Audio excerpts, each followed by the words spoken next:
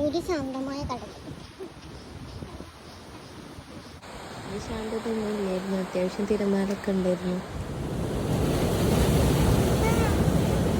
കുറച്ച് റിസ്ക് എടുത്തിട്ടാണെങ്കിലും വന്നത് വെറുതായിട്ടില്ല കേട്ടോ. നല്ല അടിപൊളി ബീച്ച്. ആരും ഉണ്ടായിരുന്നില്ല അപ്പോൾ അവിടെ. ആ ഒരു ടൈം ആയതുകൊണ്ടാവും. എന്തായാലും ഞങ്ങൾ ഫോട്ടോസും വീഡിയോസൊക്കെ എടുത്ത് മുതലാക്കി അവിടെ നിന്ന്.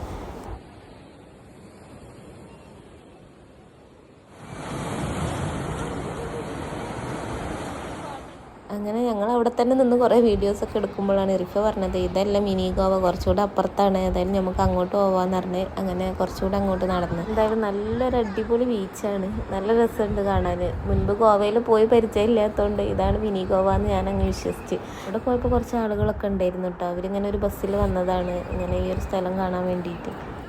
കാണുന്നുണ്ടെങ്കിൽ സിംഗിൾ വീഡിയോസും ഫോട്ടോസും എടുത്ത് മതിയാവണില്ല. മോൾ കാണുന്നുണ്ടെങ്കിൽ അവിടെ വെള്ളത്തിൽ കളിക്കാൻ വേണ്ടിയിട്ട് ഞങ്ങളോട് ഇങ്ങനെ പറയായിരുന്നു.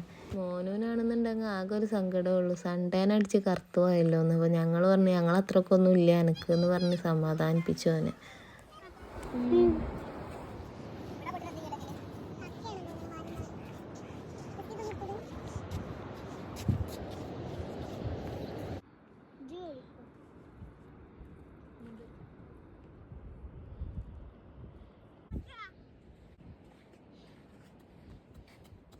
അങ്ങനെ ഇവിടുന്ന് നേരെ പോയത് പിന്നെ റിഫൻ്റെ ഫ്രണ്ടിൻ്റെ വീട്ടിലേക്കാണ്. ഫ്രണ്ട് എന്ന് പറയണ്ടല്ലേ, പേര് പറയാം, ശബരി എന്ന പേര്, ശംഭു എന്ന് വിളിക്കും.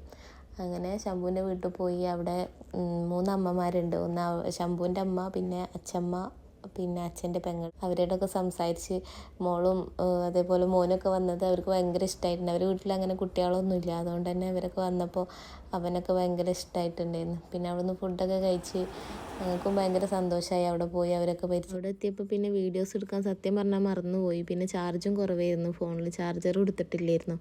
എങ്ങനെ ചാർജ് ചെയ്യാതിരിക്കും? റിഫൻ്റെ ഓരോ സിംഗിൾ വീഡിയോസും ഫോട്ടോസൊക്കെ അല്ലേ എടുത്തത്.